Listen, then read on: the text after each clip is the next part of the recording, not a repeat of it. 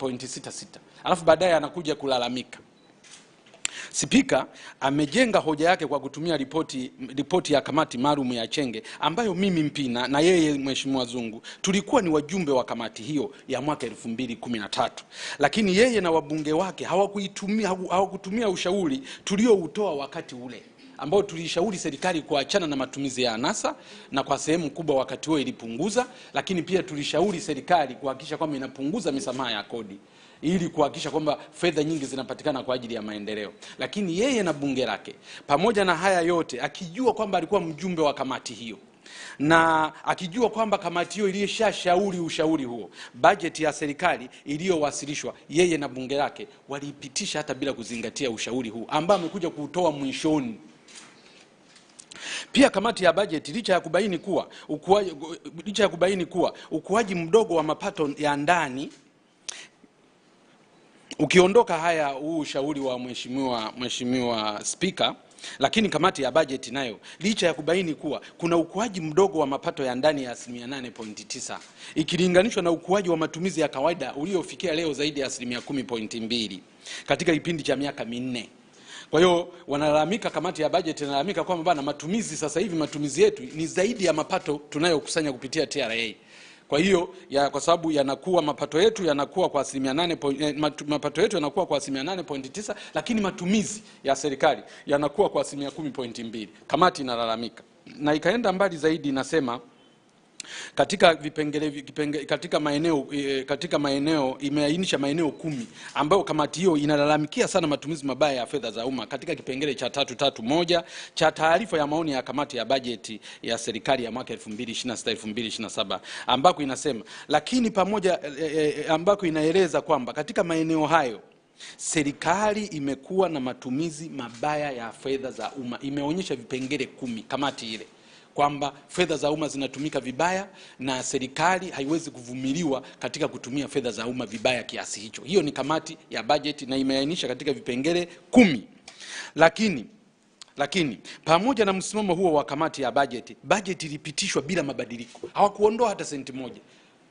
Pamoja na malalamiko hawakuondoa hata senti moja. Hivyo msimamo wa Spika Zungu pamoja na kamati ya bajeti katika kudhibiti matumizi ya serikali hauna ukweli na ulilenga kuwahadaa wa Tanzania, kwani walipaswa kuifumua bajeti nzima na kuondoa matumizi yote yasiyo na tija na kuzielekeza fedha hizo kwenye shughuli za maendeleo ya wananchi. Sasa ilikuwa haina maana yoyote. Umemaliza kupitisha bajeti kama ulivyoletewa, umeletewa na ununuzi wa magari wa matrilioni ya fedha, mamilioni ya fedha, mabilioni ya fedha, ukaipitisha hiyo bajeti. Alafu unamaliza kuipitisha, unaanza kuzungumza kwamba hayo matumizi mengi tuliyoyapitisha ni mabaya na hayana tija kwa wananchi. Serikali inasimamiwa kwenye bajeti kwa kuhakikisha kwamba mnawatengea fedha ambazo zina uhalisia. Sasa kama bunge limetenga fedha ambazo hazina uhalisia na mmewaruhusu waende wakatumie, kwa hiyo malalamiko haya yote haya ni kama walikuwa wanajaribu kuwafanyia massage tu wa Tanzania. Hawakuwa na jambo lolote la maana. Sasa chama cha ACT Wazalendo kilifanya uchambuzi wa mswada wa sheria ya fedha ya mwaka 2026 kupitia mapendekezo ya kuanzisha, kupunguza, kusamehe kodi, tozo na ushuru katika sehemu mbalimbali ambazo jumla ya maeneo 18 kati ya maeneo 6 yalikubaliwa na serikali. Katika siku ile tulivyotoa mapendekezo yetu, tulitoa mapendekezo 18 ya kurekebisha mswada wa sheria ya fedha. Serikali wameweza kurekebisha vipengele 6 tu, na hivyo vimebaki vipengele 12 havijafanywa marekebisho yote yale na serikali, ambapo chama kimeamua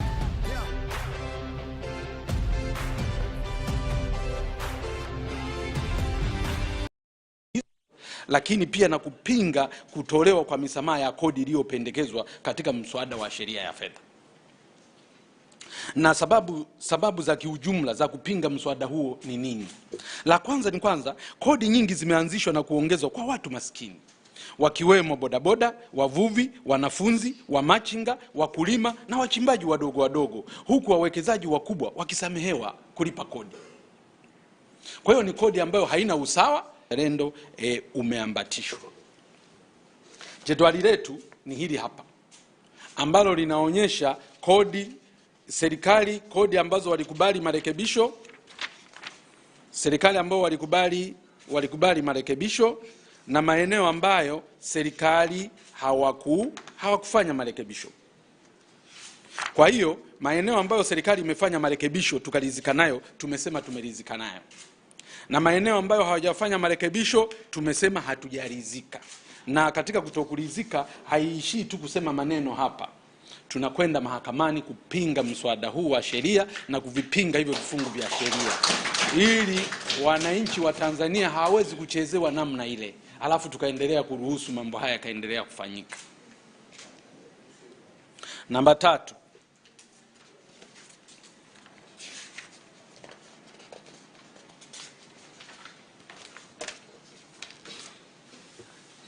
jambo namba 3 ni kashfa ya ufisadi katika uingizaji wa mafuta nchini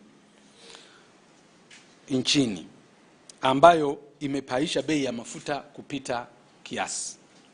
Kila mwezi EULA imekuwa ikitangaza bei elekezi za mafuta na kwa ajili ya waagizaji wakubwa wa mafuta na wasambazaji wakubwa wa mafuta kwa jumla na kwa rejareja, lakini pia na kwa ajili ya wauzaji wa mafuta katika vituo vyetu vya mafuta. Na hivyo wanafanya kwa mujibu wa kifungu cha 166 cha sheria ya mafuta sura ya 392 pamoja na kanuni zake za uagizaji bei za mafuta, yani Petroleum Product Price Setting za mwaka 2022 na marekebisho yake ya mwaka 2026, pamoja na kanuni za pamoja za uagizaji wa mafuta kwa pamoja, yani Amended Bulk Procurement Regulation 2024. Aidha, petroli ilipanda kutoka shilingi 2788 Februari hadi 4115 mwezi Mei 2026. Ongezeko la shilingi 1327. Hiyo ni petroli ambayo ilikuwa ni sawa na ongezeko la 48%. Lakini diesel nayo ilipanda kutoka shilingi 2701 Februari hadi kufikia 4391 mwezi Juni 2026, ambayo ilikuwa ni ongezeko la shilingi 1691 sawa na 62%, sawa na 62%. Hizo ni ongezeko la bei za mafuta. Mwenendo wa bei za mafuta tumejaribu kuonyesha hapo, mwenendo wa bei za mafuta ulivyokuwa ukipanda na ulivyokuwa ukiongezeka kama ambavyo Samale inajieleza hapo chini. Tangu tulipoibua kashfa ya uagizaji wa mafuta nchini tarehe 23 Juni 2023, hakuna majibu ya msingi yaliyotolewa na serikali kupitia mamlaka ya udhibiti wa manunuzi yani PPRA, wala waziri mwenye dhamana yani nishati ndugu Deogratias Ndejembi, kwani hata alipopata nafasi ya kuzungumza swala hili bungeni tarehe 26 Juni 2026 hakuweza kujibu hoja za msingi tulizoziibua. Badala yake alitolea ufafanuzi mambo ambayo wala sisi hatukuyauliza. Hivyo basi sasa hoja zetu hazijajibiwa na mamlaka yoyote ile ya serikali. Hata leo nimeona magazeti yameandika, lakini ukweli ni kwamba bado hoja tulizoziibua tarehe 23 Juni hazijajibiwa na serikali juu ya hili swala la mafuta. Maswali machache juu ya jambo hili. La kwanza, kwa nini serikali iliruhusu kupanda mafuta kutoka Aprili hadi Juni licha ya kuwepa akiba ya mafuta ya kutosheleza kipindi cha miezi mitatu yaliyokuwa yameagizwa kabla ya kinachoitwa kupanda kwa bei ya mafuta katika soko la dunia? Hiyo ni swali la kwanza ambalo serikali wanatakiwa kulijibu. Swali la pili, serikali kupitia waziri wa fedha Balozi Hamisi Musa Omari inadai kuwa iliweka ruzuku ya shilingi 259 mwezi Mei na shilingi 535 mwezi kwa lita mwezi Juni. Kwa nini bei hazikushuka? Mtiririko unaonyesha kuwa bei za mafuta za diesel zilipanda kwa wastani wa shilingi 397 mwezi Mei na shilingi 123 kwa lita mwezi Juni 2026 katika vituo vyetu vya mafuta nchini. Kwa hiyo bei iliendelea kushuka, huku tunaambiwa kwamba ruzuku serikali iliweka. Watuambie ni kitu gani? Lakini la tatu, kwa nini bei elekezi iliyotangazwa na EULA mwezi Mei na mwezi Juni haionyeshi bei ya mafuta ilikuwa kiasi gani kabla na baada ya ruzuku? Kwa nini hawasemi? Ukienda kwenye tangazo la bei la EULA katika mwezi Mei na Juni, hakuna popote waliposema kwamba bei iliyotangazwa, bei ya mafuta kwa tarehe ya leo ni hii, lakini ikiwekwa ruzuku bei inakuwa hii, kama ambavyo miaka ya nyuma imekuwa ikifanyika. Lakini swali la nne, serikali ilipata wapi kibali cha kutoa ruzuku hiyo nje ya bajeti? Kwa nini haikutangazwa katika gazeti la serikali la mwezi Aprili, Mei, Juni na Mei Juni mwaka 2026? Kwa nini hatukuambiwa? Lakini swali la 4, bei za mafuta zilishuka katika soko la dunia kutoka dola za Marekani 112.9 kwa pipa mwezi Aprili na kufikia dola za Marekani 83 mwezi Mei. Takriban zilishuka kwa 22%, na mwezi Juni zimefikia dola za Marekani 70 kwa pipa, sawa na punguzo la 38%. Kwa nini bei hazikushuka mwezi Mei na Juni? Na badala yake bei elekezi ya EURA kwa kampuni ya mafuta ya Vito iliongezeka kwa wastani wa shilingi 407.31 mwezi Mei na shilingi 109.93 mwezi Juni mwaka 2026 kwa mafuta ya diesel. Swali la 6. Sababu gani zilizopelekea wakala wa ununuzi wa mafuta ya pamoja yani PBPA chini ya mtendaji mkuu Bwana Erasto Simon kuacha utaratibu wa kushindanisha makampuni kuagiza mafuta nje ya nchi na badala yake kuifanya TBC kuwa mwagizaji pekee wa mafuta nchini? Jambo hili ni kinyume na kanuni ya ununuzi wa mafuta kwa pamoja za PBPA za mwaka 2024. Swali la 7. Kwa nini TBC chini ya mkurugenzi mtendaji ndugu Musa Makame haikuagiza mafuta moja kwa moja na badala yake ilitumia kampuni binafsi la Vito kutoka Uswizi? Swali la 7. Kwa nini bei hazikushuka na badala yake zilipanda licha ya TBC kuwa mwagizaji pekee wa mafuta nchini? TBC ni taasisi ya serikali iliyotarajiwa kupata mafuta kwa bei nafuu na harisi baada ya kufanya uhakiki kwa maana ya due diligence. Swali la 9. Kwa nini kampuni ya Vito iliruhusiwa kuagiza mafuta kwa bei kubwa zaidi ya ile iliyoruhusiwa na PBPA wakati TBC inapewa zabuni hiyo? Jambo ambalo ni kinyume na sheria ya mafuta, kanuni zake pamoja na kanuni za uagizaji wa mafuta ya pamoja yani PBPA za mwaka 2024. Swali la 10. EURA chini ya kaimu mkurugenzi mkuu Gerard Maganga ilipataje bei mpya za mafuta mwezi Juni kwa kuwa hakukuwa na ushindani baada ya zabuni hizo kupewa TBC kwa miezi 3 mfululizo yani mwezi Mei, Juni, Julai mwaka 2026. Swali la 11. Kwa nini mkurugenzi mkuu wa EURA Dr. James Andilile Mwanyekule alitenguliwa tarehe 2 Aprili 2026 mara tu baada ya kutangaza kuwa nchini kuna akiba ya mafuta, na hoja yake iliungwa mkono na katibu mkuu wa wizara hiyo, iliungwa mkono na waziri wa wizara hiyo kuwa nchi inajitosheleza mafuta kwa kipindi cha miezi 3 yani Aprili, Mei hadi Juni 2026. Kwa hiyo hayo ndio maswali 11 ya msingi ambayo Wizara ya Nishati na Madini pamoja na taasisi zake nilizozitaja wanapaswa kutujibu na serikali kwa ujumla wanapaswa kuwajibu wananchi. Tunayoyafahamu ni yapi juu ya kinachoendelea na mchakato huo wanaoendelea nayo? Katika taarifa yetu ya Juni 2023 tulieleza kuwa serikali ya Tanzania ilibadilisha mfumo wa uagizaji wa mafuta ya pamoja kwa utaratibu wa ushindani na kuanza kutumia zaidi shirika la maendeleo ya petroli Tanzania Petroleum Development Corporation TBDC katika kuagiza mafuta kwa madai ya kupunguza gharama na kuleta utuanja. Namba 2, mwezi Machi 2026 TBDC ilinunua mafuta takriban dola 100 kwa pipa kupitia mikataba ya moja kwa moja na wazalishaji wa kimataifa. Hatua iliyotarajiwa kupunguza mzigo wa Watanzania na kuongeza ufanisi katika mfumo wa uagizaji wa mafuta. Namba 3, TBC baada ya kushinda zabuni katika mfumo wa uagizaji wa mafuta ya pamoja unaosimamiwa na PBPA, lakini kandarasi ya uagizaji ilikabidhiwa kwa kampuni binafsi ya Vito ya Uswizi katika mazingira ya kutatanisha na kuwepo harufu kubwa ya rushwa. Kwamba serikali tuambia kwamba inataka imweke TBDC aweze kuagiza mafuta yeye ili aweze kutuletea mafuta kwa bei nafuu. Katikati ya safari TBDC haagizi tena mafuta, anaweka kampuni la Vito kutoka Uswizi kuingiza mafuta nchini. Namba 4, kampuni ya Vito imeleta mafuta nchini kwa bei kubwa ya zaidi ya dola 400 kwa mita za ujazo, tofauti na zabuni iliyotangazwa na PBPA ambapo zinaonyesha faida ya kampuni yani premium za diesel zilifikia kati ya dola za Marekani 267 na faida za petroli zilifikia dola 285 kwa tani. Hii ina maana kwamba kampuni ya Vito ilitoza faida ya ziada dola za Marekani 125 kwa tani ikilinganishwa na kiwango kilichoruhusiwa na BPA na PBPA wakati TBC ilipopewa zabuni hiyo.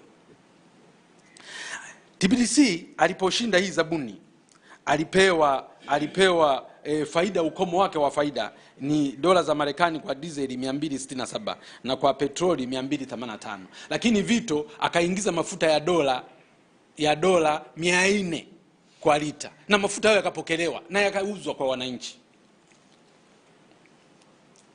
Kampuni ya Vito imeleta mafuta nchini kwa bei kubwa ya zaidi ya shilingi 400 kama ambavyo nilivyoeleza. Lakini namba 3 nasema wakati serikali inatetea hoja ya kuifanya TBC kuwa mwagizaji pekee wa mafuta ili kupunguza makali ya bei ya mafuta nchini, viwango vya mafuta vilivyowekwa na PBPA kwa mwezi Mei na Juni baada ya kuondoa mfumo wa ushindani ni vikubwa zaidi kutoka dola za Marekani 98.5 hadi 267, sawa na ongezeko la 171.1 kwa dizeli, na kutoka dola za Marekani 157 hadi dola za Marekani 285, sawa na ongezeko la 81.5 kwa petroli.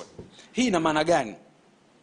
Hii ina maana kwamba pamoja na kwamba kwanza TBC kama tulivyoona kwamba aliwekewa ukomo katika tenda yake hiyo, aliwekewa ukomo wa faida ya dola za Marekani 267 kwa diesel na dola za Marekani 285 kwa petroli katika tenda yake, lakini huyu Vito akaleta kwa 400. Bado kuna kashfa nyingine ya kampuni hilo la TBC kwamba lilipataje huo ukomo wa faida hizo premium, kwa sababu tenda ya mwezi Aprili iliyopita, tenda ya mwezi Machi na Aprili zilizopita zilionyesha kabisa kwamba premium iliyokuwa inalipwa katika diesel ilikuwa ni dola za Marekani 98.5. Wao wamekuja kuipata wapi? Dola 267.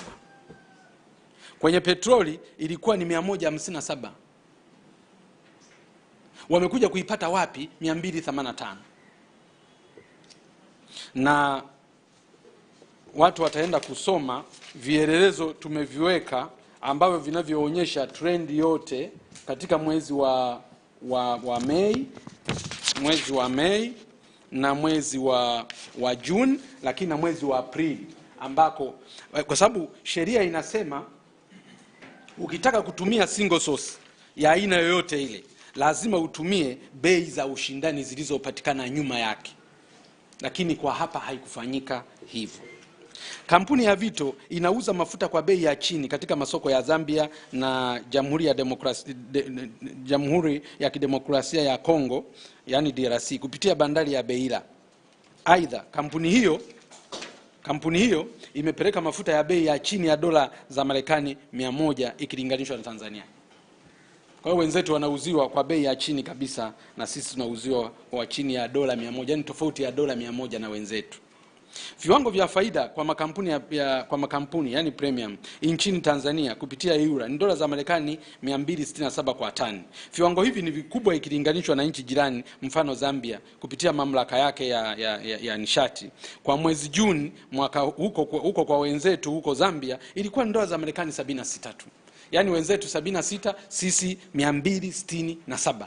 Yani Watanzania pamoja na matatizo yote ya bei, bado serikali imeshindwa kuwahurumia wananchi wake, kupunguza tu faida za waingizaji wa mafuta. Kwa hiyo mantiki hiyo ni kwamba tulitegemea bei ya Zambia ingeweza kuwa iko chini ikilinganishwa na ya Tanzania. Mtaona na kwenye taarifa yetu tutaonyesha namna bei zinavyotofautiana za Tanzania na watu wengine, lakini na mjengeko wa bei ya mafuta. Namba 9, nchi ya Kenya, mamlaka ya kudhibiti nishati ya petroli nchini Kenya ilitangaza kupunguza bei ya diesel kwa shilingi 10.06 sawa na shilingi 200 kwa lita. Shinikizo hili lilitokana na waendeshaji wa sekta ya mafuta waliopinga ongezeko la bei ya mafuta, jambo lililoashiria bei ya awali ilikuwa hazina uhalisia. Sasa kama watu wanaweza kuandamana tu mara moja kufika jioni serikali ikapunguza shilingi 200, maana yake kwamba mle kuna bei ambazo hazina uhalisia. Sasa hali hii inaongeza uzito wa hoja yetu kwamba tatizo la bei ya mafuta nchini halisababishwi tu na sababu za kimataifa kama serikali inavyodai. Ni ufisadi mkubwa katika mfumo wa ununuzi, upangaji wa bei na usimamizi wa sekta ya mafuta nchini. Hakika vitendo hivi ni sawa na uhaini na uhujumu uchumi. Aidha, ifahamike kuwa kila mwezi nchi yetu hutumia wastani wa lita milioni 300 za mafuta, ambapo 60% ni mafuta ya diesel na 10% zingine mafuta mengine. Kutokana na mazingira niliyoyataja hapo juu, ni dhahiri kuwa uingizaji wa mafuta katika mwezi wa Mei na Juni ni uhalifu wa kupanga, yani serious organized crime, ulioandaliwa kuwaibia wananchi, rushwa, ufisadi na ubadhirifu wa fedha za umma. Katika mambo yafuatayo: moja, tatizo la kupanda bei ya mafuta lilianzia hapa. Tarehe 8 Aprili mwaka 2026, mtawala alitangaza kupanda kwa bei ya mafuta, ambapo alitolea mfano wa nchi ya Marekani kuwa bei ya lita ni dola za Marekani 8,000 kwa lita, ambapo ni sawa na milioni 20,020,800. Lakini baadaye akasahisha takwimu zake akasema ni dola 800 kwa lita, ambayo nayo ni sawasawa na shilingi milioni 2,80,000 kwa lita, na kuwaomba waandishi wa habari wasahishe takwimu hizo. Pamoja na marekebisho hayo, bado takwimu ambazo alizitangaza mtawala hazikuwa na uhalisia wowote, na pengine zililenga kuficha ukweli lakini na kuhadaa umma. Namba 2, kitendo cha kupandisha bei wakati kulikuwepo na mafuta ya akiba ya miezi mitatu na bei kuendelea kuongezeka nchini licha ya kushuka kwa bei katika soko la dunia mwezi Mei. Hivyo katika miezi mitatu ya Aprili, Mei na Juni mwaka 2026, wananchi wameibiwa kiasi cha shilingi trilioni 1.5. Trilioni 1.5. Kwa sababu sisi tulikuwa na akiba ya mafuta yaliyokuwa yamenunuliwa kwa bei nafuu. Kwa serikali ambayo inajali wananchi wake, ingeamua kwamba mafuta yauzwe kwa bei nafuu ndani ya miezi mitatu, kwa sababu tulikuwa nayo na ilikuwa yamenunuliwa kwa bei nafuu.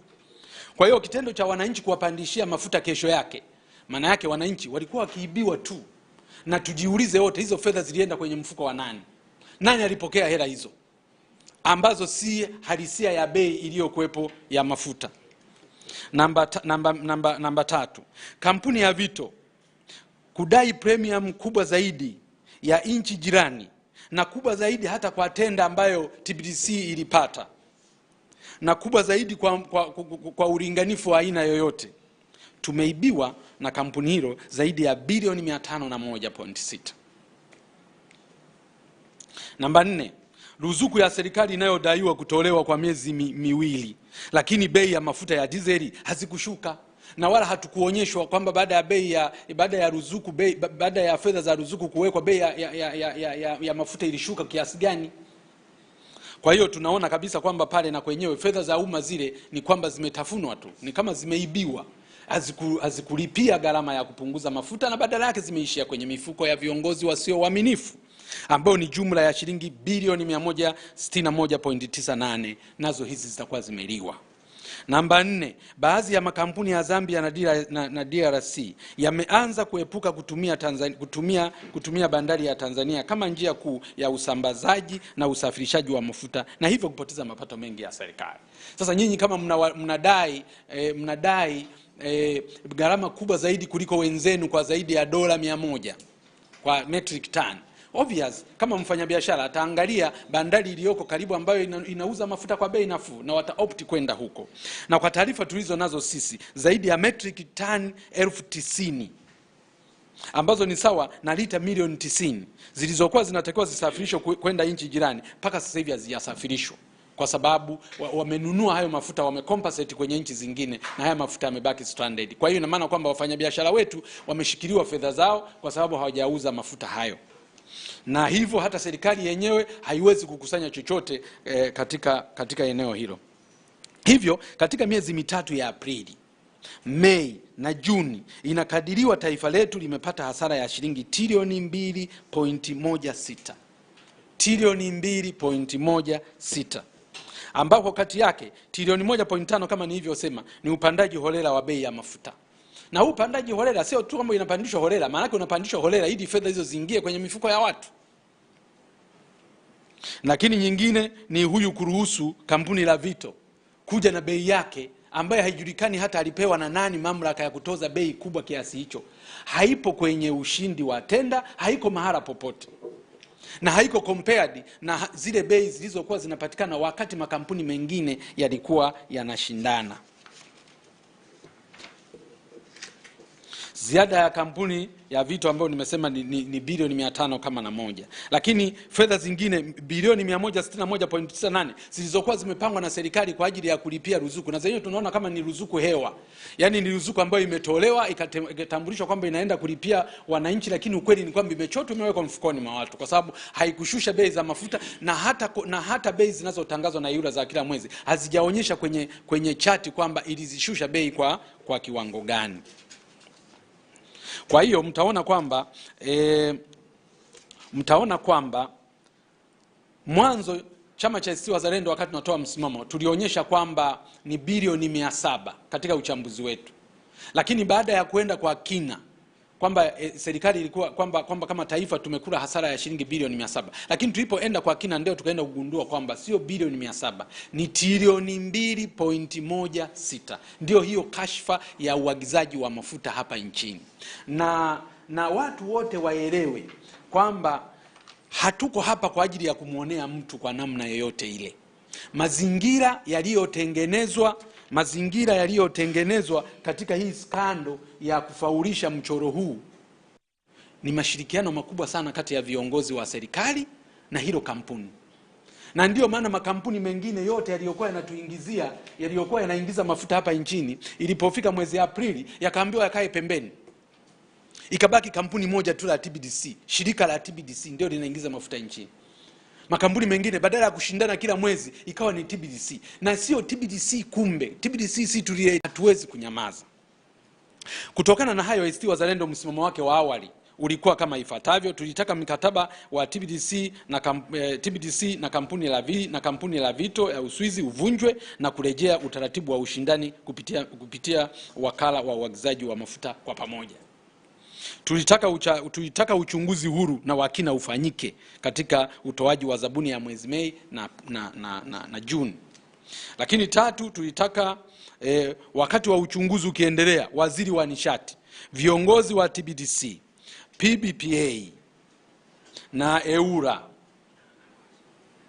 wakae pembeni ili kupisha uchunguzi huo. Namba 4, matokeo ya uchunguzi yawekwe wazi kwa umma na hatua za kisheria zichukuliwe dhidi ya yeyote atakayebainika na kusababisha hasara kwa taifa.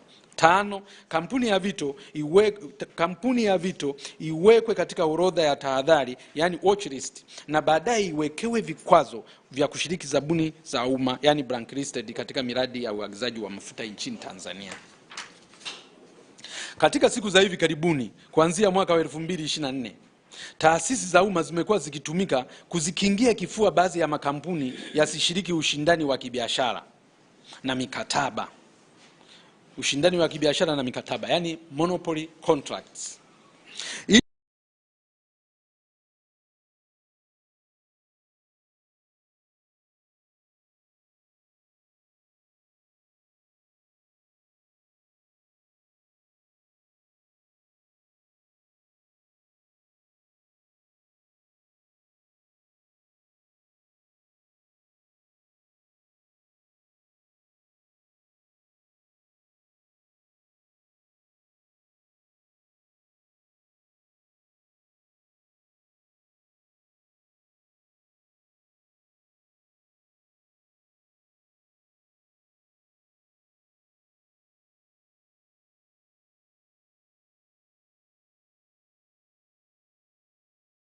Maelezo machache juu ya tuzo. Zile taasisi 4 ambazo zimefanya kazi vizuri na kwa mwaka huu hazikuwepo hapa, nafikiri mwakani zitakuwepo, Nilisahau kuzungumzia assignment nyingine ambayo tunayo na Wizara ya Fedha, nayo ni ya CRDB.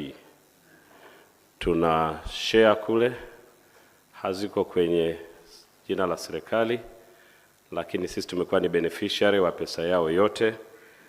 Mwaka jana tulipata bilioni 35 na kwenda Wizara ya Fedha, lakini nakuwa directed kwenye mambo ya afya. Mwaka huu amechangia bilioni 49.3. Uzuri ni kwamba, na kitu kizuri kwamba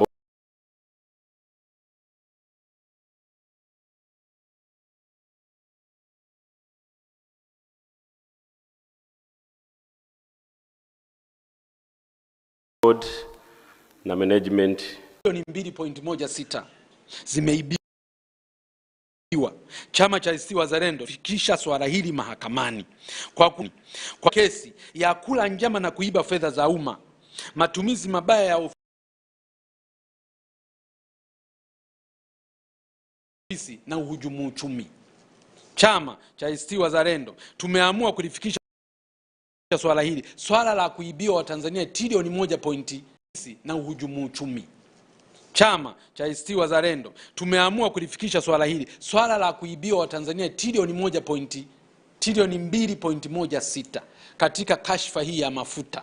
Chama cha ACT Wazalendo tumeamua kulifikisha swala hili mahakamani kwa kuwafungulia kesi ya kula njama, kuiba fedha za umma, matumizi mabaya ya ofisi na uhujumu uchumi. Watuhumiwa wa kesi hizo wanaoenda kufunguliwa kesi hizi ni hawa wafuatao. Wa kwanza ni waziri wa fedha,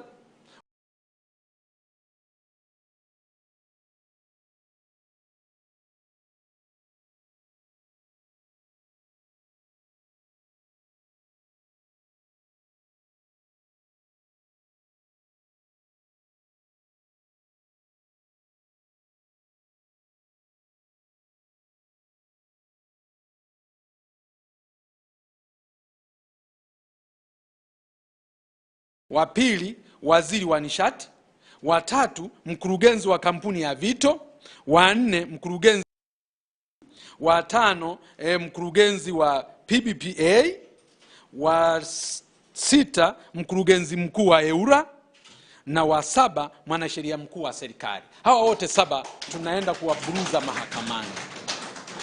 Hatuwezi kuruhusu wananchi wakateseka namna hiyo.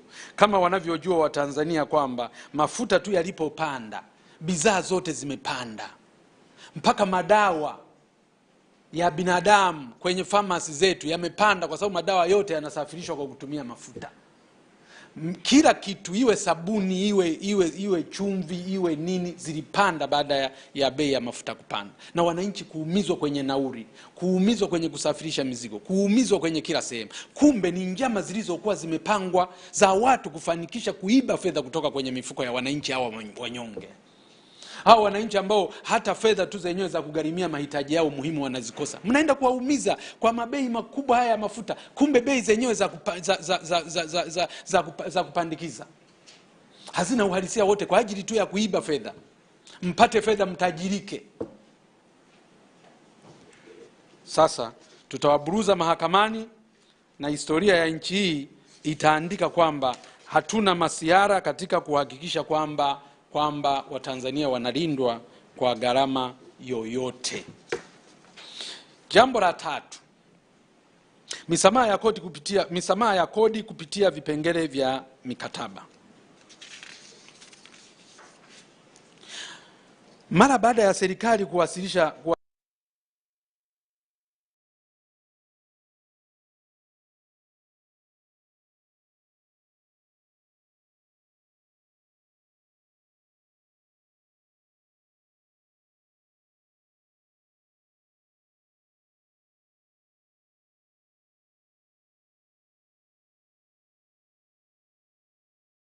This is me on day one since my son made me switch from running to Tai Chi chair.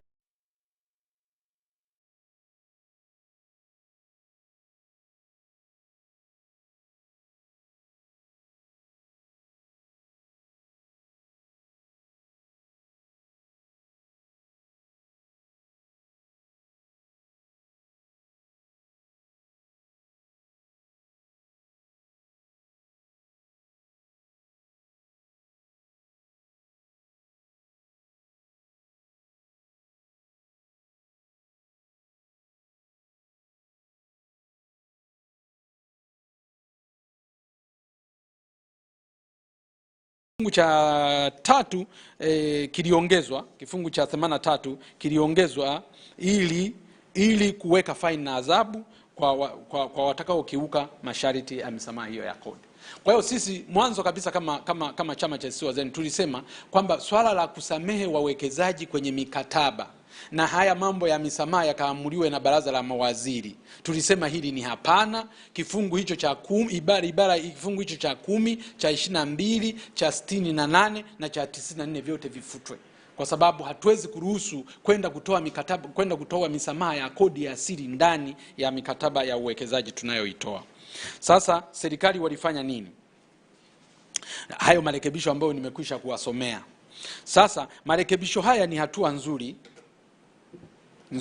Chama cha ACT Wazalendo kinampongeza mbunge wake Mheshimiwa Ado Shaibu Ado, mbunge wa jimbo la Tunduru Kaskazini, na kamati ya bunge ya bajeti chini ya mwenyekiti wake Mheshimiwa Mashimba Mashauri Ndaki, mbunge wa jimbo la Maswa Magharibi, kwa kuiokoa nchi kuingia kwenye misamaha ya kodi ya maisha kwa wawekezaji wa madini na miradi ya ubia. Huu mtego huu usingetanzuliwa na chama cha ACT Wazalendo, usingetanzuliwa na mbunge wetu Mheshimiwa Ado Shaibu, mbunge wa Tunduru Kaskazini, usingetanzuliwa na kamati ya bajeti. Maana yake Watanzania walikuwa wanaenda kutoa misamaha ya kodi ya maisha kwa makampuni ambayo serikali imeingia nayo mikataba. Tumeambiwa makampuni yako sijui mashiriki kampuni zaidi ya 16 kwenye miradi yetu ya madini. Maana yake kwamba haya makampuni yote haya yalikuwa yanaenda kuingia mikataba ya kudumu, msamaha wa kodi wa kudumu katika eneo la ushuru wa bidhaa, katika eneo la kodi ya mapato, katika eneo la VAT, katika eneo la ushuru wa mafuta na barabara. Maana yake ni kwamba kodi zote zinazotakiwa kulipwa nchini walikuwa wamesamehewa na serikali. Sasa bahati nzuri walau hapa kurekebisha kidogo kwamba basi hii misamaha itatolewa walau tu katika kipindi cha ujenzi. Sasa msimamo wa chama cha ACT Wazalendo ni nini? Pamoja na marekebisho hayo ya mswada wa sheria ya fedha ya mwaka 2026, ni msimamo wa chama cha ACT Wazalendo kwamba kifungu cha 10, 22, 83 na 94 cha mswada vifutwe ili kuwezesha taifa kunufaika na rasilimali zake na kuondoa utoaji holela wa misamaha ya kodi unaopoteza mapato mengi ya serikali. Baadhi ya sababu za msingi za kufuta vifungu hivyo ni kama ifuatavyo. 1. Kutoa misamaha kwa asili kwenye mikataba ni kupora mamlaka ya bunge na wananchi, na itawezesha utoaji wa mikopo isiyo na tija na kwa maslahi binafsi. Bunge limetoa misamaha bila kuona mikataba ya uwekezaji iliyoletwa na serikali na bila kujua vigezo na masharti ya mikataba hiyo. Hii inaondoa kabisa dhana ya uwazi na uwajibikaji na kuziweka rehani rasilimali za umma. Mnawezaje nyinyi kama bunge, kwa sababu sheria yetu ya rasilimali inasema mikataba hii yote ya rasilimali lazima iletwe bungeni na muione. Nyinyi leo mnaenda kutoa misamaha, hata vigezo na masharti ya mikataba hiyo inayoenda kuingiwa hamjui, alafu mnaenda kutoa misamaha ya kodi. Jambo hilo chama chetu tunaona kabisa kwamba halikubaliki. Baadhi ya mikataba ya uwekezaji ilishatolewa misamaha baadhi ya mikataba ya miradi ya wawekezaji inayoombewa misamaha ya kodi ilishasainiwa muda mrefu bila kuwepo vipengele vya msamaha ya kodi. Leo vipengele vya msamaha vinatokea wapi? Watu mlishasaini mikataba mkamaliza na wakaondoka. Wanachotakiwa ni kuanza kutekeleza mradi. Leo tena wanasema kwamba wanaingia bungeni kwamba wasamehewe kodi. Alafu na serikali ikakubali na wabunge wakakubali. Namba 2, misamaha inayotolewa kupitia mikataba ni vigumu kudhibiti udanganyifu na hivyo kuathiri mfumo mzima wa ulipaji wa kodi nchini na kupoteza mapato mengi ya serikali. Bunge halikuwa na kielelezo cha uwezo wa serikali kudhibiti udanganyifu wa rushwa katika usimamizi na utoaji wa misamaha ya kodi. Mkisharuhusu wakaweke misamaha kwenye mikataba, nyinyi wabunge mtaisimamiaje? Mtasimamiaje hizo kodi? Mtasimamiaje hiyo misamaha? Mnamo tarehe 5 Julai 2024, wakati akimwapisha kamishna mkuu wa TRA Yusuf Mwenda, rais alikiri kuwa kuna udanganyifu mkubwa katika utoaji wa misamaha ya kodi kwa wawekezaji, ikiwemo kuzidisha mahitaji na kuingiza orodha ndefu ya vifaa ambavyo havitakiwi kusamehewa kodi na hivyo kupoteza mapato mengi ya serikali. Hayo ni kauli ya rais. Alishakiri kwamba hawana uwezo wa kusimamia tena udanganyifu unaofanyika katika misamaha ya kodi kutokana na wafanyabiashara wengi kuleta idadi kubwa zaidi, kuzidisha idadi aliyoomba, kuombea misamaha hata kwa vitu ambavyo havihitajiki katika ujenzi wa mradi wake. Rais huyo alishakiri. Leo bunge mnaendaje kwenda kukubali kuiruhusu serikali ikatoe misamaha kwenye eneo ambayo ilishashindwa kulisimamia? Lakini misamaha ya kodi inayotolewa ni kipindi ambacho serikali ilimeshashindwa kudhibiti misamaha holela, kusimamia ukomo wa gharama za uwekezaji katika maeneo ya madini, gesi na mafuta, uhamishaji wa faida, lakini na kusimamia urejeshaji wa mazingira. Maeneo haya yote kwenye madini yetu. Sasa hivi madini yetu hatupati faida inayostahili kwa sababu ya serikali kushindwa kuzisimamia gharama za uwekezaji. Wenye makampuni wanawasilisha gharama wanazoona wao. Wakishawasilisha, serikali inakubaliana nazo. Mwisho wa siku tunakusanya fedha kidogo kwenye eneo la madini kwa sababu ya usimamizi wetu ni dhaifu. Leo tunaendaje kwenda kutoa tena misamaha ya kodi kwenye eneo hilo ambalo sisi tuna uzito kiasi hicho katika kulisimamia? Misamaha inatolewa ni kodi halali ya nchi.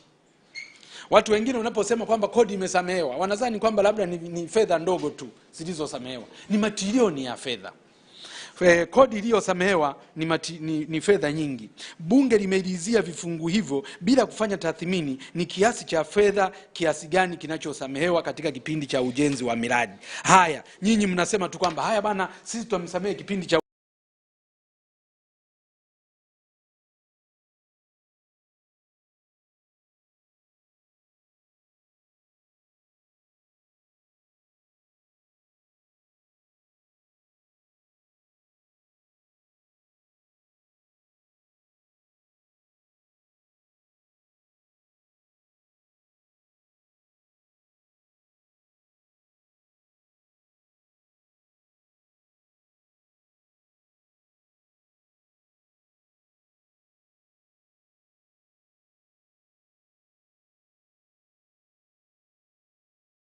ujenzi wa miradi. Hiyo miradi yote 16 mmefanya tathmini mkaona trilioni, deni letu la taifa limefikia trilioni 110, deni letu la taifa limefikia trilioni 114. Halafu kodi zako unaenda kusamehe kodi, usikusanye kodi. Halafu huku unadaiwa trilioni 114. Mtalipa na nini? Taifa litalipa nini? Litatoa wapi mapato ya kulipa kodi hizi, ya kulipa madeni haya, ya kulipa deni hili la taifa, kama tuna huu mtindo wa kuendelea kusamehe kodi kama ambavyo mchezo unaofanyika hivi sasa hivi? Sasa hivi kwa mwaka imefikia almost trilioni 15. Ni trilioni 14.7 ambao ni kama trilioni 15 tunalipa deni la taifa. Riba tunayodaiwa karibia sawa na mtaji. Yaani ukubwa wa riba ni sawasawa na mtaji. Unawezaje kuruhusu taifa likawa na mchezo wa namna hiyo? Unatoa misamaha ya kodi ya holela namna hiyo, huku na mzigo mkubwa hivi kwenye taifa. Mnataka taifa hili lipigwe mnada, au mlishalipiga mnada tayari? Ujenzi wa miundombinu ya barabara zimetoboka kila sehemu. SGR imetelekezwa. SGR ya kutoka Tabora kwenda, ya kutoka Makutupora Dodoma kwenda Tabora, kwenda Isaka, kwenda Mwanza, na kutoka Tabora kwenda Kigoma, ni kama imetelekezwa. Hakuna fedha. Wanahangaika kutafuta mikopo huku na kule. Sasa taifa linalohangaika kutafuta mikopo kila sehemu, leo tena linaenda kutoa misamaha ya ovyo kiasi hichi. Sasa watumishi wetu wanalipwa mishahara midogo mno. Wafanyakazi wenye mishahara ambayo inaisha siku 10 tu, hana mshahara. Nauli ya kwenda kazini ni kubwa kuliko mshahara wake. Leo fedha ambazo zinaweza zikakusanywa kwa ajili ya kumsaidia huyu mtumishi zinalipwa, zinasamehewa kwenye hilo kampuni. Na mnambo walisamehe hilo kampuni, Watanzania wao wanapata nini? Kwa sababu hii ni kodi zao, ni haki yao ya kupata hayo mapato. Unapoyasamehe, wao wanapata nini? Lakini tuna huo mpango mwingine, huo dira ya taifa ya maendeleo ya mwaka 2050. Mtaijenga na nini kama mapato huna? Na unamaliza kutoa misamaha, alafu waziri wa fedha mguu na njia kwenda kutafuta misaada na mikopo. Ni taifa gani linaloweza kuwa linafanya mzaha namna hiyo? Yaani mnamaliza kila anayewekeza ndani ya nchi yenu, anayefanya biashara ndani ya nchi yenu, kodi ni haki ya nchi kupata, sio hisani. Mnamaliza kutoa misamaha ya kodi, alafu mkimaliza mguu na njia mnaomba mikopo na misaada kwa nchi za wenzenu wanaolipa kodi. Namba 5, misamaha unakwenda kufifisha hisa isiyobadilika ya zile free carried interest ya 16% na mrahaba wa 6%, kwa kuwa misamaha inayotolewa haielezi nchi itapata hisa gani kwa thamani inayolingana na misamaha inayotolewa. Kushindwa kuthaminisha hisa katika misamaha ya kodi inayotolewa ni kwa mwekezaji ni kinyume cha sheria ya madini ya mwaka ya sura ya 123. Sisi tulitengeneza sheria yetu ya madini tukarekebisha kwamba tunatakiwa tupate, yani mwekezaji yote atakayekuja kuwekeza, sisi tunapata 16% bila kuwekeza chochote. Leo tunaenda kusamehe kodi ambao ni fedha ya Watanzania.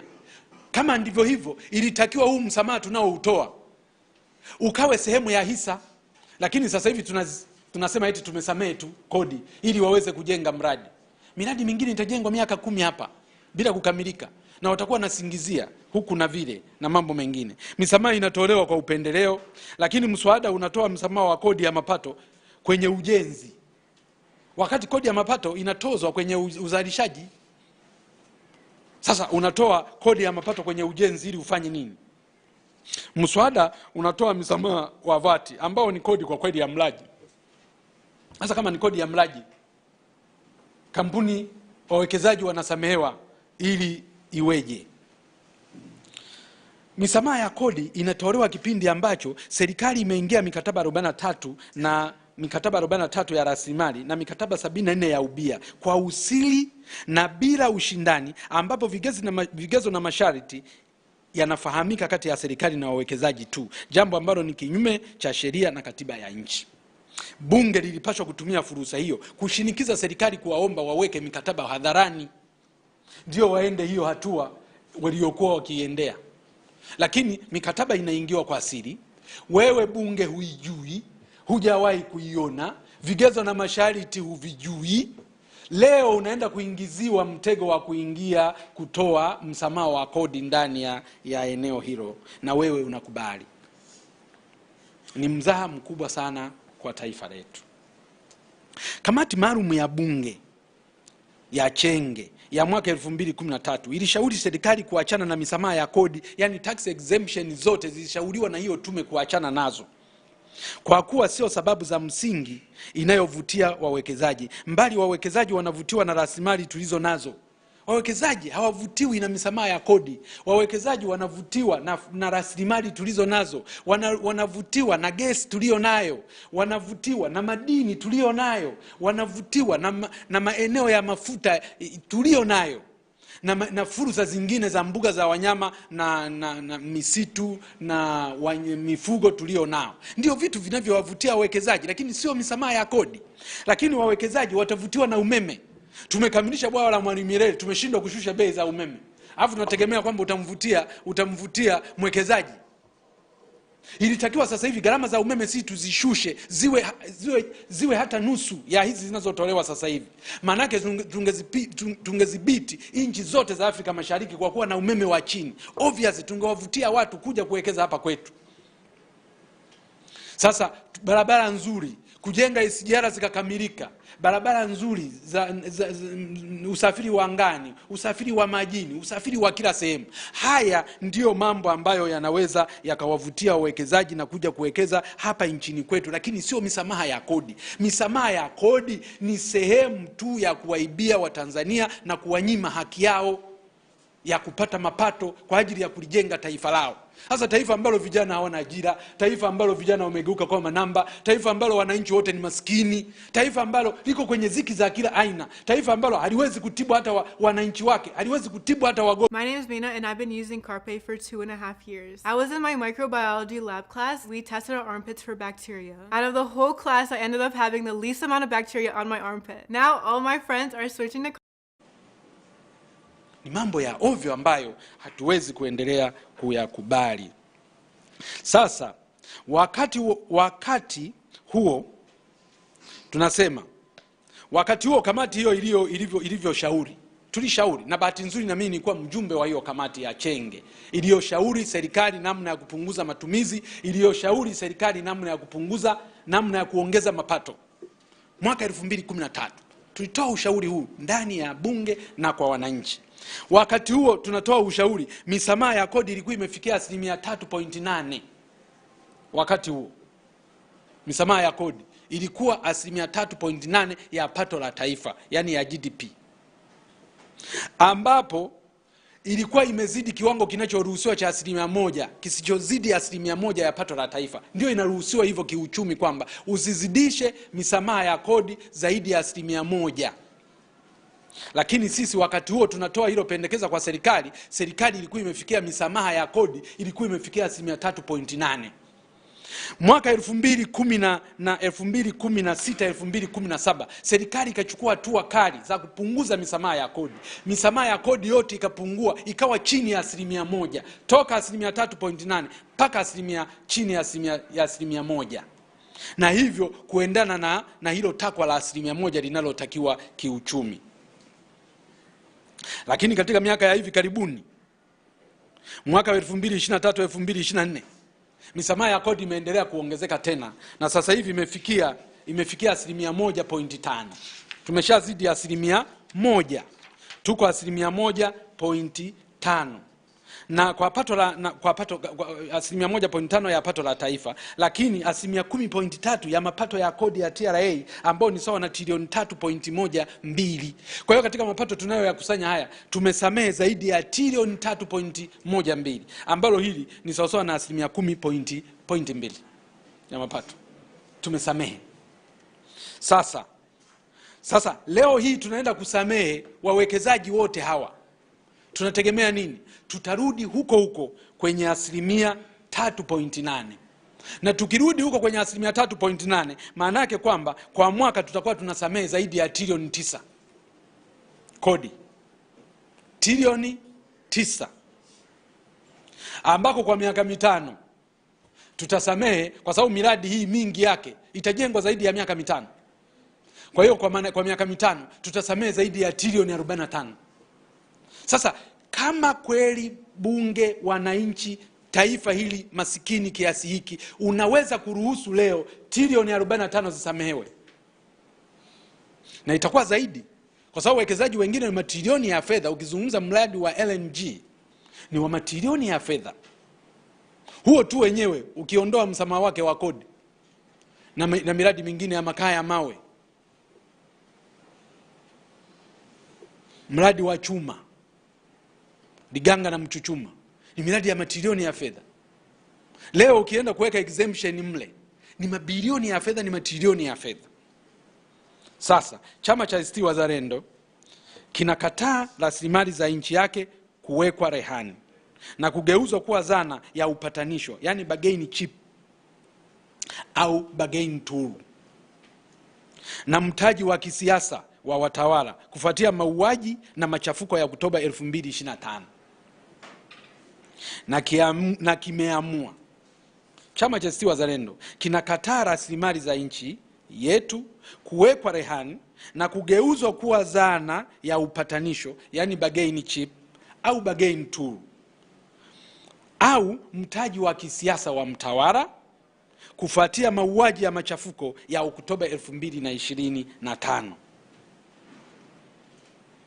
Sababu lazima tuwe makini katika kipindi hiki tunachoenda kuingia mikataba hii. Tuko kwenye kipindi gani? Watu walishasema, wameandika barua 20 na ngapi na 5 sehemu mbalimbali. Zinahusu nini? Rasilimali zetu za umma zisije zikatumika kama upatanisho, zisije zikatumika kama ulimbo kwa ajili ya kufanikisha au kwa ajili ya kuwa mtaji wa kisiasa wa mtu fulani au mtaji wa mtawala kufuatia machafuko ya Oktoba 2025.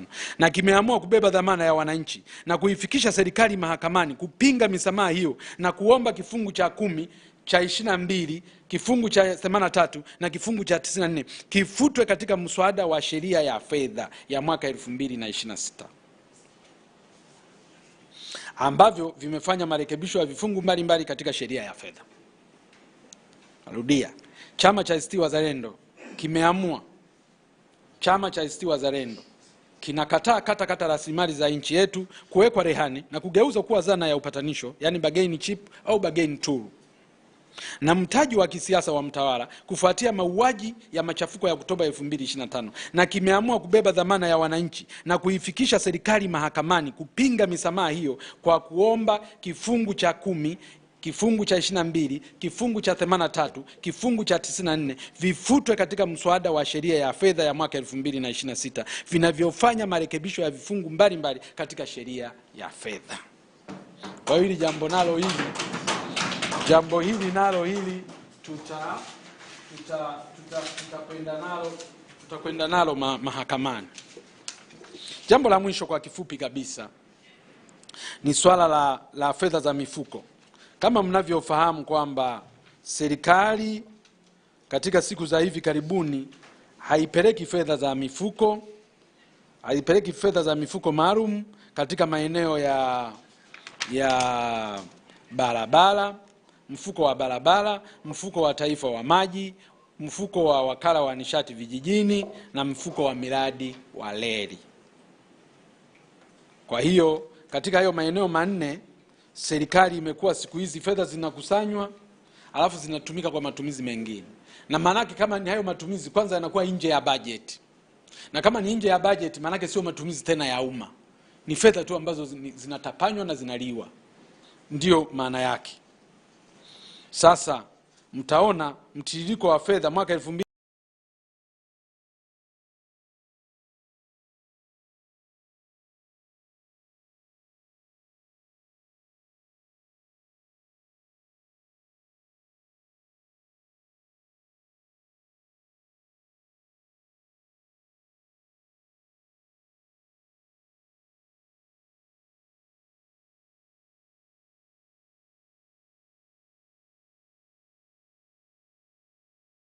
2024-2025 pekee, jumla ya fedha zilizokusanywa kwa ajili ya mifuko hazina maelezo. Hata bungeni wameshindwa kutoa maelezo kueleza kwamba hizo fedha walipeleka wapi. Kama zilikuwa kwa ajili ya kwenda kujenga miundombinu ya barabara, kama zilikuwa zinatakiwa kwenda kwenye maji, kama zilitakiwa kwenda kwenye umeme, kama zilitakiwa kwenda kwenye reli, hazikwenda kwenye hayo maeneo yote, zilienda wapi?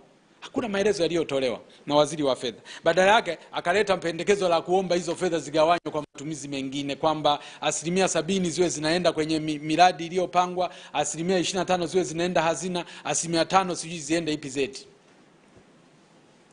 Jambo ambalo si malengo ya kuanzishwa kwa mfuko huu. Sasa chama cha ACT Wazalendo msimamo wake ni nini? Kwa msingi huo, ACT Wazalendo tayari tumeanza kuandaa mashauri ya kupinga uhalali wa marekebisho ya sheria ya fedha ya mwaka 2026 yanayoipa mamlaka serikali kugawanya upya mapato hayo kwa kuwa yanaenda kinyume na ibara ya 135 na ibara ndogo ya pili ya Katiba ya Jamhuri ya Muungano wa Tanzania, na yanakiuka dhana ya ulinzi wa fedha zilizotengwa kwa madhumuni maalum. Vile vile ACT Wazalendo inaenda kufungua shauri mahakamani ili kuwajibisha serikali kwa kuchukua na kuzuia fedha za mifuko maalum kinyume na katiba, kinyume na sheria mbalimbali zinazosimamia mifuko hiyo. Lengo la hatua hiyo ni kuiomba mahakama iamuru kurejeshwa kwa fedha zote zilizozuiliwa na kutumika bila mamlaka ya kisheria na bila maelezo ya kuridhisha, pamoja na kuhakikisha kwamba fedha zote zinakusanywa kwa mujibu wa sheria na zinaelekezwa kikamilifu kwenye mifuko husika kwa manufaa ya wananchi. Kwa hiyo chama cha ACT Wazalendo, moja ni kuhakikisha kwamba katika kipindi cha miaka yote hiyo minne, fedha zote zilizotengwa kwa ajili ya kwenda kwenye mfuko wa maji, kwa ajili ya kwenda mfuko wa barabara, kwa ajili ya kwenda kwenye mfuko wa umeme vijijini, kwa ajili ya kwenda kwenye mfuko wa reli, zote hizo fedha zilivyokusanywa zote zipelekwe kwenye maeneo husika zikafanye kazi husika. Watanzania wana matatizo makubwa ya maji, wana matatizo makubwa ya barabara, wana matatizo makubwa ya umeme, wana matatizo makubwa ya reli. Fedha hizi siende kwenye maeneo husika. Sasa serikali kwa sababu wameshakiuka, sisi hatuwezi kuendelea kuwa washauri tena. Tunachoamua ni kwenda mahakamani, kwenda kuiomba mahakama ishinikize serikali wazitoe hizi fedha ziende kwenye maeneo husika. Na huu utaratibu wa kubadilisha eti mgao mara 70% ziende sijui hazina, siende sijui PZDA, hilo jambo halikubaliki. Na lenyewe tunaenda kulipinga mahakamani kwa kuzuia huo utaratibu. Fedha hizi 100% zote ziende kwa wananchi kutatua matatizo ya maji. Fedha hazina zote tunakusanyia hazina, mikopo yote inapita hazina, fedha zote za TRA zinaenda hazina. Unazitaka hizi za mifuko maalum zipite hazina kwenda kufanya nini? Badala ya kwenda kutatua matatizo ya wananchi moja kwa moja. Na hata hatuelezi kwamba sababu za wao mifuko hiyo kutokwenda moja kwa moja kwa wananchi ni nini. Sababu za kupunguza iende 70%. Matatizo ya maji tumeyamaliza. Matatizo ya barabara tumeyamaliza. Matatizo ya umeme vijijini tumeyamaliza. Matatizo ya reli tumeyamaliza. Si hata fence yenyewe hii tu yenyewe ya kutoka hapa Dodoma kwenda Tabora, na yenyewe hata fence yenyewe bado haijamalizika kikamilifu. Fence zingine hazina hata mageti kwenye SGR. Ujenzi wa SGR kila sehemu umesimama, hauendelei. Leo nyinyi mnaona fedha zingine zirudi hazina, ziende zikafanya nini? Kwa hiyo hitimisho, bajeti na sheria ya fedha ya mwaka 2026 zimepitishwa. Kutokana na uchambuzi tulioueleza, ACT Wazalendo imebaini ukiukwaji mkubwa unaohusishwa wa kodi zisizo na tija, utoaji wa misamaha ya kodi usiozingatia uwazi na maslahi ya taifa, matumizi mabaya katika sekta ya mafuta yaliyosababisha hasara kubwa na uchumi wa nchi, pamoja na uchukuaji wa fedha za mifuko maalum kinyume na katiba kama nilivyomaliza kueleza hapa punde. Kwa msingi huo, chama kimeanza maandalizi ya hatua mbalimbali za kisheria. Tutafungua mashauri mahakamani kupinga vifungu vya sheria vya fedha ya mwaka 2026 vinavyokiuka katiba, kupinga misamaha ya kodi isiyo na uhalali, kupinga marekebisho yaliyohalalisha uchukuaji wa fedha za mifuko maalum, na kudai kurejeshwa kwa fedha zote zilizochukuliwa na kutumika kinyume cha sheria. Vile vile, kuhusu kashfa ya uagizaji wa mafuta, ACT Wazalendo inaendelea kuchukua hatua za kisheria ili wahusika wawajibishwe na hasara yote iliyosababishwa nchini irejee. Na nataka niseme tu kwamba kwa kila tunachokizungumza tuna ushahidi wote wa kutosha. Na hao wa mafuta hao tumewabipu tu. Wakitaka wajitokeze. Tutaonyesha nyaraka zote tulizo nazo za namna walivyotufanyia kwenye eneo la mafuta. Lakini kwa hapa sasa hivi sisi tumekamilisha, tuko tayari kwa ajili ya kwenda mahakamani, kwenda kuwatetea wananchi kunyanyaswa katika hili eneo la mafuta, na tutaendelea. Huku wakati huo tutaendelea na hili la sukari kuliangalia, maana tayari umeshabipiwa, wameshamaliza huyu wizi wa kwenye mafuta, watakimbilia tu kwenye sukari na maandalizi yameshaanza. Tunatoa wito kwa wananchi, taasisi na kikatiba. Tunatoa wito kwa wananchi, taasisi za kikatiba na sheria kuhakikisha fedha za wananchi zinalindwa. Sheria zinaheshimiwa. Lazima taifa lolote ile liheshimu sheria za nchi. Serikali inawajibika kwa kila uamuzi unaogusa maisha ya Watanzania. Ndugu zangu, nimalizie tena kwa kuwashukuru sana kwa kuja kutusikiliza. Mmeshaupata msimamo wa chama cha ACT Wazalendo, mmeshasikia uamuzi tuliouchukua. Kwa hiyo ni baada tu ya muda mfupi swala kesi hizi zitaanza kuunguruma mahakamani katika maeneo yote 4 niliyoyataja. Na hapa huwa hamna majaribio. Tukishasema maana yake ni utekelezaji. Tulisema tarehe 23 Juni 2026. Leo tarehe ngapi? Leo tarehe 30. Siku 7 tu tumesharudi kwenu kuwapa feedback kwamba baada ya mswada ule kupitishwa na uamuzi wetu, na tumeangalia hatua zinazochukuliwa kwenye mafuta na hatua zinazoendelea na uamuzi wetu wa kwenda mahakamani, leo tumekuja kuwarejea siku 7. Kwa hiyo muda mfupi mwingine hatutakutana hapa tena, itakuwa mtapata briefing hii ya hatua ya kimahakama tukiwa mahakamani tayari. Kwa hiyo hatutaitana hapa tena kwa ajili ya kupeana sijui kwamba eti tumemaliza kuandaa shauri. Tutaelezana mahakamani kwamba kesi iko mahakama kwa jaji fulani na imeanza kusikilizwa. Asanteni sana.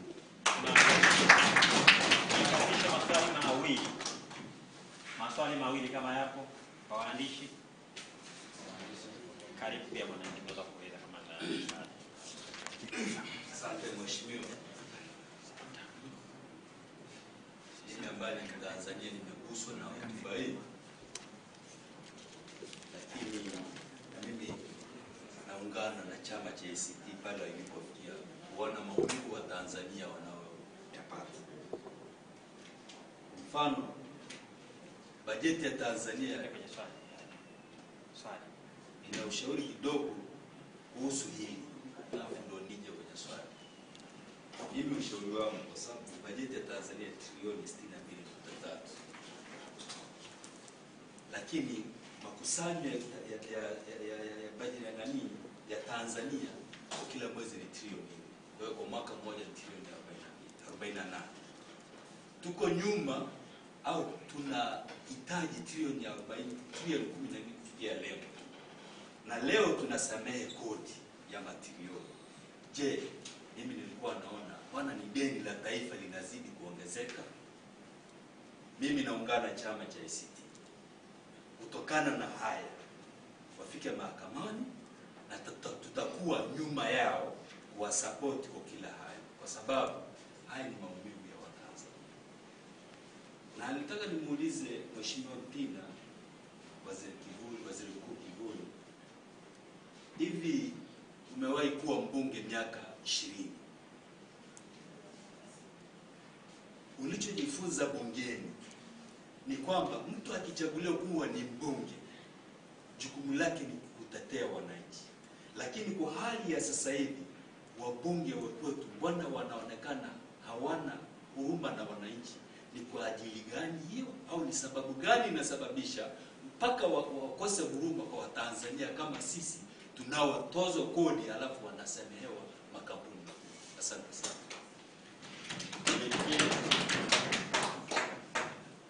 Ni nani jina? Alikonga.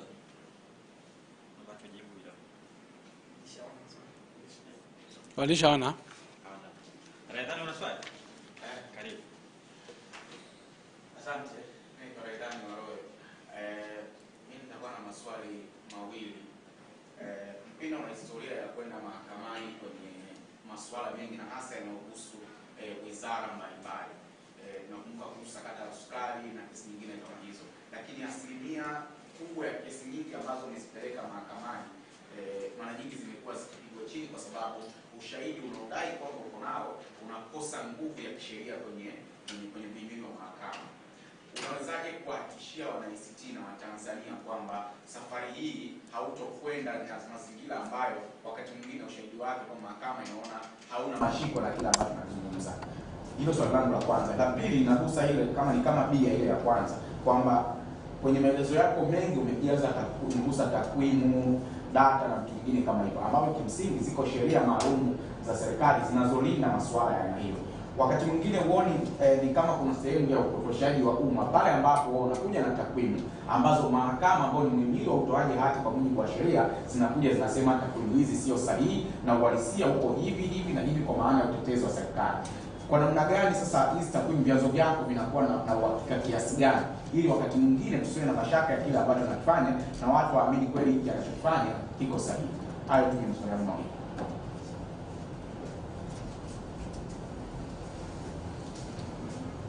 Amesha. Asante sana kwa maswali. Bwana ndugu yangu Alikonga, ambaye kwanza anaunga mkono jitihada hatua za chama cha ACT Wazalendo kwenda mahakamani kwenda kulalamikia huu utaratibu wa utoaji wa misamaha holela, ili hali nchi haina uwezo hata wa kukusanya tu kodi kwa ajili ya mahitaji yake ya msingi, na akaweka vizuri hoja yake kwamba unafikiri kwamba bajeti ya mapato yetu ya ndani nadhani ni bilioni 46, trilioni 46, na umefanua kwamba ni trilioni 48 actually katika mnani yako, lakini budget ni 62 trilioni 62.3, ambao kuna deficit pale ya karibia trilioni 15, ambayo ina maana kwamba obvious hizi trilioni 15 lazima tuzipate kwa kufanya nini? Kwa kukopa. Alafu huku tena tunatoa nini? Msamaha ya kodi. Na hata ukienda hata kamati yenyewe ya budget na yenyewe huko ndani kule ililalamikia sana swala la kwamba misamaha ya kodi imeongezeka na imefikia trilioni 3.1, msikosei, trilioni 3.1, ambao sawa na 1.5 mapato ambayo hatukusanyi. Kwa hiyo unapoenda kuongezea, maana yake ndio huko niko kusema utaenda kwenye trilioni 9. Sasa unaenda kusamehe trilioni 9 kwa mwaka, alafu huku wewe hata bajeti yako tu ya mahitaji ya msingi umeshindwa kujigharimia. Kwa hiyo tunakushukuru kwa kuunga mkono hizi hatua za chama ambacho kimeamua kubeba dhamana ya Watanzania kwenda na hili jambo mahakamani. Lakini jambo lako la pili unasema wewe Mpina, uzoefu wako, kwa nini wabunge hawa wanapofika bungeni hawafanye? Lazima tujue kwamba kama tunavyofahamu wote kwamba mwaka huu hapa kuwepo na uchaguzi. Kwa hiyo wabunge wengi hawana uhalali wa uwakilishi wa wananchi. Wabunge wengi wanawakilisha maslahi ya kwao wao na wale waliowaweka. Kwa hiyo kwa vyovyote vile mtu ambaye, kwa sababu manake sio mwakilishi wa wananchi, manake uwezo ukategemea kwamba akafanya ya wananchi. Na ndio maana unaona wewe mwenyewe kwamba jambo kubwa kama hili linapita mbele ya wabunge, lakini linapita na linaruhusiwa. Kwa hiyo ninachoweza kusema ni hicho, kwamba tatizo tulilonalo kwa sasa wawakilishi wa wananchi, kwa sababu kuanzia mkuu mwenyewe mtawala anayejiita mtawala alijiweka, hakuchaguliwa na wananchi. Wabunge wote waliteuliwa na kuwekwa, na aliyewaweka hawakuwekwa na wananchi, hawakupigiwa kura na wananchi. Madiwani wote waliopo waliteuliwa, hawakuchaguliwa na wananchi. Ingawaje ndani ya hao yawezekana kama kungekuwa hata na uchaguzi, wapo ambao kweli wanapendwa na wananchi wangechaguliwa. Lakini kwa uchaguzi wetu wa mwaka 2025 ambao tunasema kabisa hapa kuwepo na uchaguzi, isipokuwa kulikuwa na uteuzi. Watu wanateuana, ndugu jamaa na marafiki. Watu wameenda na wake zao, bana wewe twende, akimaliza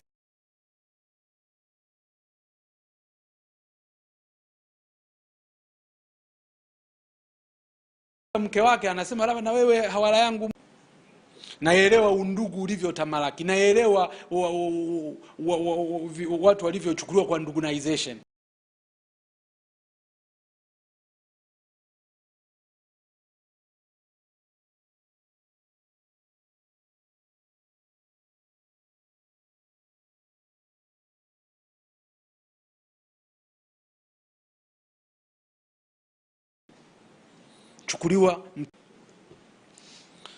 Kwa hiyo hali ndio iko. Lakini swali la Raizani nadhani wewe Raizani umekuepo kwenye kesi zangu zote.